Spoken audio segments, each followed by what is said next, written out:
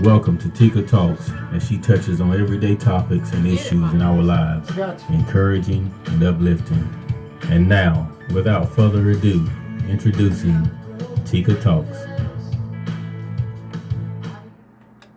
Hello, hello, hello. I am Tamika Marable King. Thank you for tuning in to Tika Talks.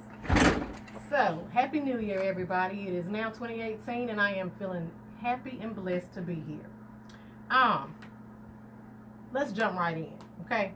Because we're going to need all we can get in 2018 to do right, act right, and be right. So, Eskimos used to have a very intriguing way of killing wolves that they would fight regularly on the cold lands. They would take a knife and place it in the ice, blade up. They would put animal blood on the blade and then freeze it. So then the wolf would come along and smell the blood, which was now covering the ice, and they would begin to lick it. It tasted good. They would lick it faster and faster, harder and harder, never detecting the sting on their tongue and not knowing that it was their own blood that they were tasting. So they would continue doing that, and the next day they would be dead because they just couldn't get enough. That happens to be us. We are eating ourselves alive today with sex. We can't get enough. We can't get enough on TV. We can't get enough on social media. We can't get enough on magazines, anywhere. So, since we can't get enough, we keep licking harder and faster. What we find ourselves doing is aborting more babies, having more children out of wedlock, and fighting more diseases. All because we can't get enough. And the judgment for this sin is built into the disobedience. Whew, y'all.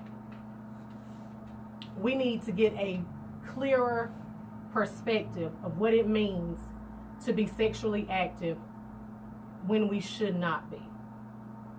It's supposed to be once you get married. However, we have made it something that is glamorized as if it's something we should all do.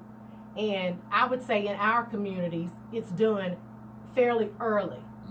That, most of us begin having sex well before the time we are able to really comprehend what it means and what it's going to do to you. So, a lot of people view it as something that's just simply pleasurable.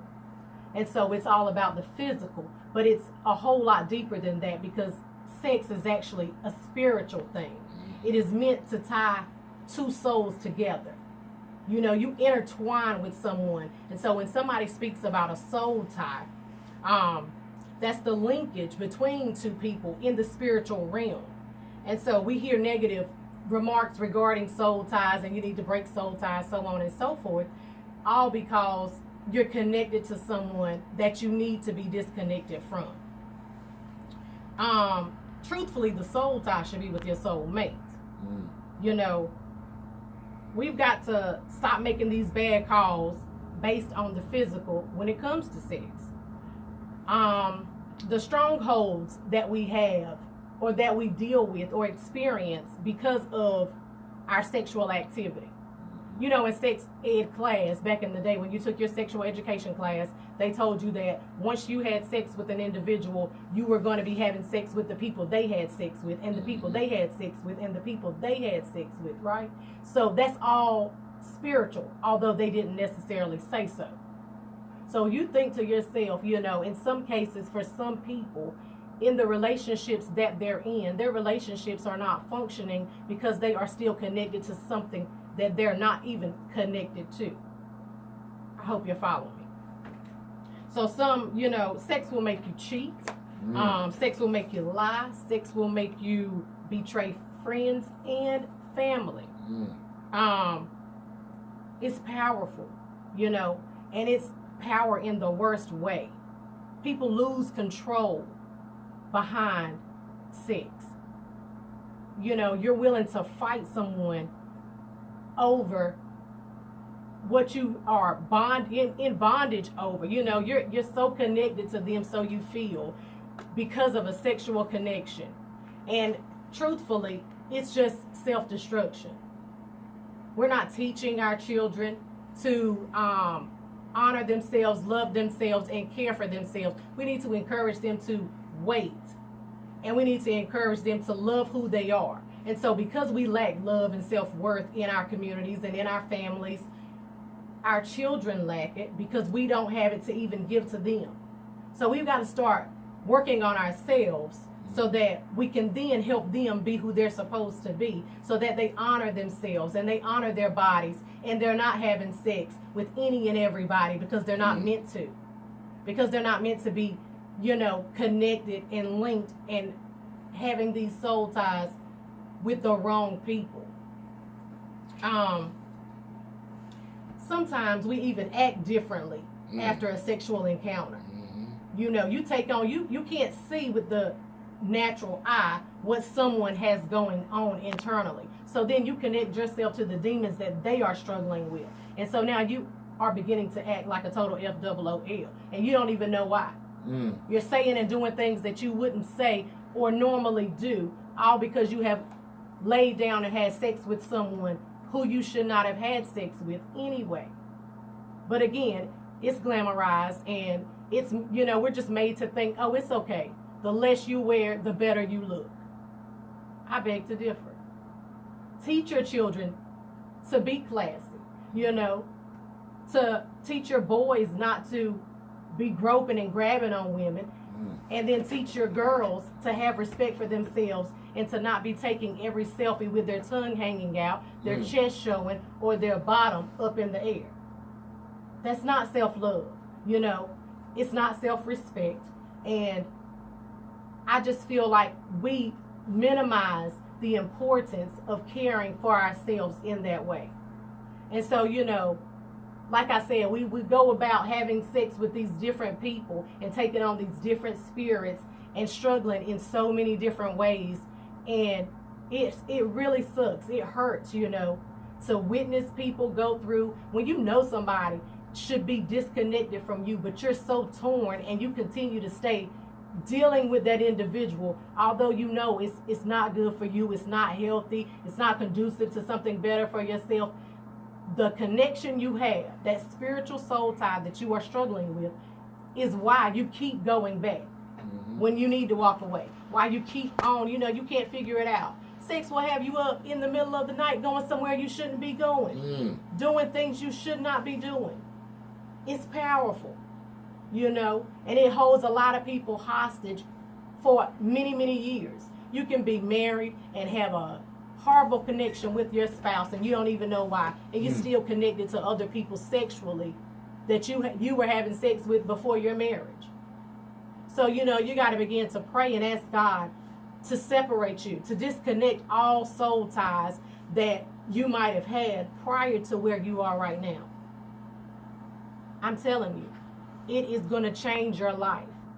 And in 2018, we need to be actively loving who we are, having sex only if we're married. Stop acting like it's so whack to wait.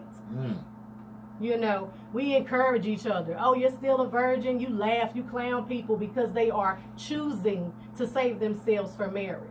If you can find anybody who's still willing to do it. Because again, we make it seem like it's so corny or it's so whack for people to save themselves and be, honorable in the eyes of God and be who they should be.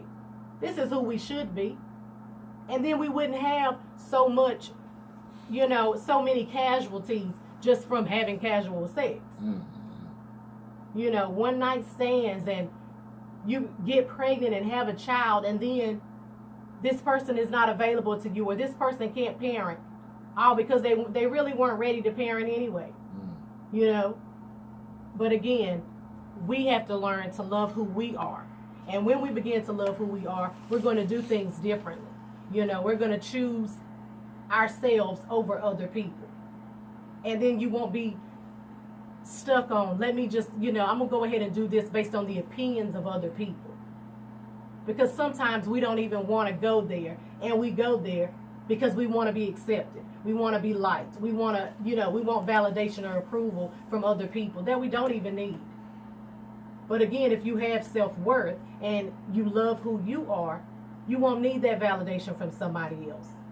You will simply feel validated in your own right, in your own being, and you will learn that I desire to be respected, I desire to be loved. And I mean, I understand people act like, oh, well, you want to try out what you're going to have. But if you've never had anything, I can't say that what you get is going to seem bad to you anyway, because you don't know. And so if you have the right connection already spiritually, and you know this is the person who is for you, that God blessed you with, if you've never had a sexual encounter, then the chemistry should be great between the two of you, and you won't have anything to worry about or compare it to. So stop thinking that, you've got to test the waters in every situation, in every scenario, and then come to find out by the time you get married, you've had over 100 partners. And, I heard Torrey Roberts say, instead of worrying about sexually transmitted diseases, you need to worry about spiritually transmitted diseases. And that's big. And I think it's real. I think it's necessary for us to begin this year in being effective in the way that we parent, being effective in the way that we lead, the role models that we have. Stop letting our children look up to social media. I'm not saying there's anything wrong with the people who choose, those people are entertainers. So this is why they may dress a certain way. But our children don't need to. They need to love who they are. They need to respect who they are, and they need to do what's right, because we're doing what's right. And please understand that when I speak on things, I'm speaking from a standpoint that I've experienced. And so I didn't wait until I was married to become sexually active. Obviously, I had 3 kids before I got married. So, but from my experiences, I understand why it's so important to wait. It's not the end of the world if you don't, but God knows it will make a world of a difference if you do. So I'm just encouraging you to be better, to hold out, to wait, to save your jewels for the right person, male and female. Don't just encourage your girls to, be respectful of themselves. Also encourage your sons, because they need to know how to treat people. They need to know, sex is big for men as well. And a lot of men and some women struggle with sexual addictions. So we just need to get in a place where we are being great, and that we are loving who we are, being respectful. And then when you get with your husband or your wife, then you can enjoy sex the right way, as much as you want, however you want. And that's real. So I want you to do what you do best, and that is being you. I absolutely love you. I am praying that you all have a fabulous week, and that blessings chase you down as you now understand, from my standpoint, thank you, Jesus, that we need to wait. Okay? God bless you. Thank you for tuning in. Join us each and every Sunday at 6 p.m. on WCLN 1170 AM, Channel 16 Cable TV, Star Communications. Also, you can catch us on the World Wide Web on Oldies1170.com. Don't forget to join us on Facebook, Instagram, Twitter, and YouTube at Tika Talks. That's TEEKATALKS. Or you can email us at tikatalks@yahoo.com.